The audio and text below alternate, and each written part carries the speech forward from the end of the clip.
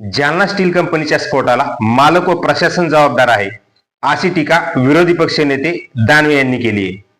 औद्योगिक सुरक्षा राखण्यात जालन्याच्या औद्योगिक वसाहतीत कमतरता आहे, याला जबाबदार स्टील कंपनी मालक आणि प्रशासन आहे, अशी प्रतिक्रिया विरोधी पक्षनेते अंबादास दानवे यांनी आज दिली आहे।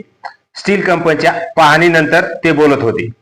जालन्यात कामगाराची सुरक्षा नाहीये, यासाठी सरकारला खबरदारी घेण्यास भाग पाडावे लागेल।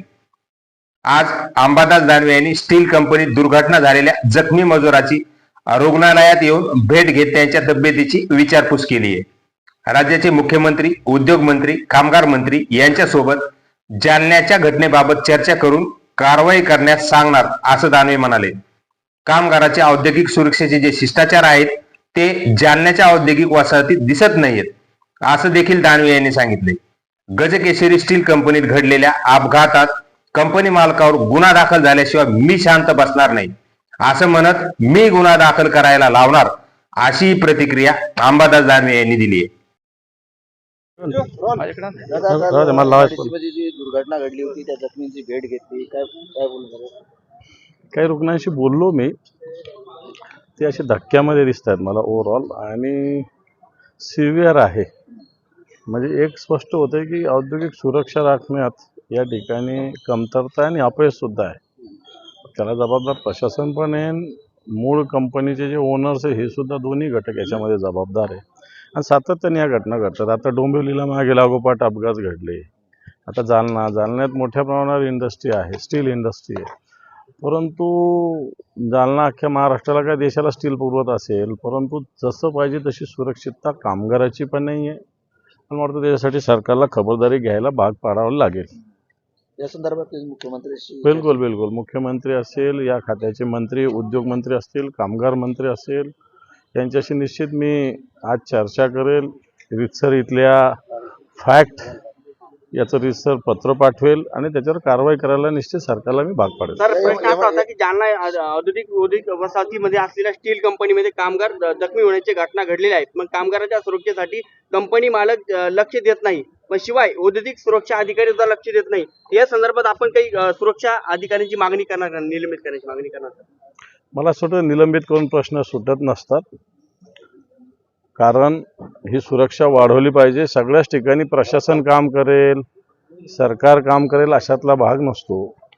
या सगळ्या ठिकाणी काय एकेका कंपनीला सरकार एक माणूस नाही ठेवत, याच्यासाठी स्वतः त्या कंपनीनं पुढाकार घेण्याची आवश्यकता असते, आणि मला वाटतं ती घेतलेली नाही, अशा प्रकारचं स्पष्ट इथं दिसतंय।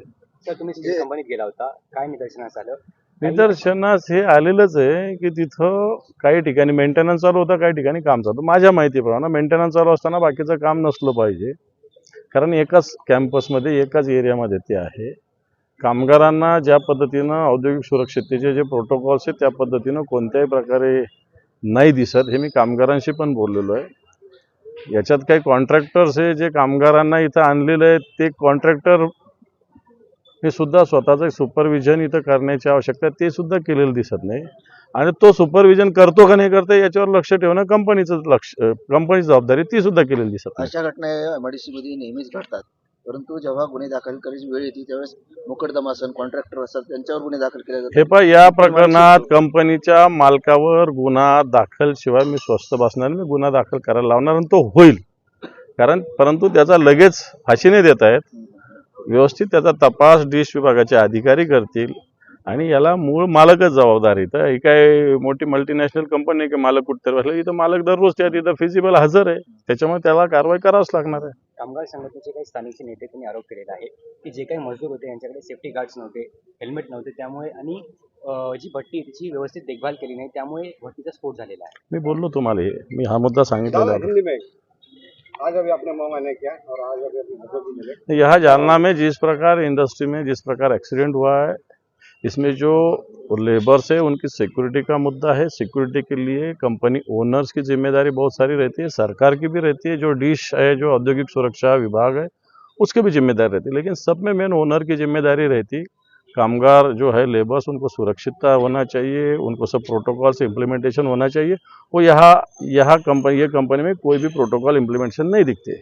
इसका मतलब कंपनी के ओनर इसको जिम्मेदार है, उन पर कार्रवाई होनी चाहिए और वो होगी।